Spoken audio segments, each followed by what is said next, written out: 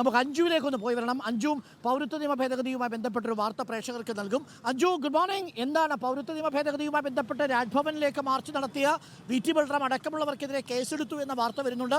എന്തൊക്കെയാണ് തിരുവനന്തപുരത്ത് നിന്ന് ഈ പൗരത്വ ഭേദഗതിയുമായി ബന്ധപ്പെട്ട വിഷയത്തിലുള്ള പ്രതിഷേധങ്ങളുടെ വാർത്തകൾ ഇന്ന്?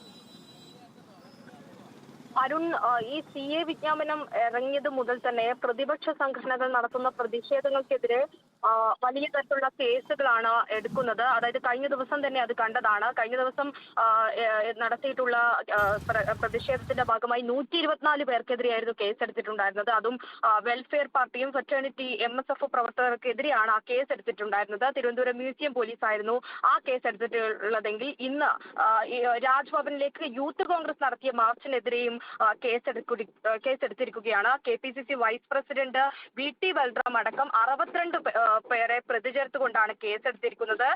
പൊതുസ്ഥലത്ത് തീ കത്തിച്ചതിനും കേസെടുത്തിട്ടുണ്ട്.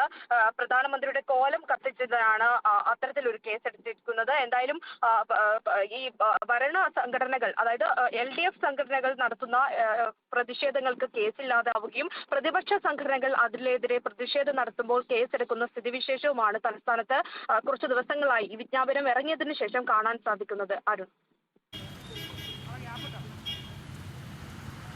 ഓക്കെ, അഞ്ജുവാണ് നമുക്കൊപ്പം ചേർന്നത്. പൗരത്വ നിയമ ഭേദഗതിയുമായി ബന്ധപ്പെട്ട് 800-ലധികം കേസുകൾ 2020 മുതൽ സംസ്ഥാന സർക്കാർ എടുത്തിട്ടുണ്ട്. അതിൽ 69 കേസുകൾ മാത്രമാണ് പിൻവലിച്ചത്.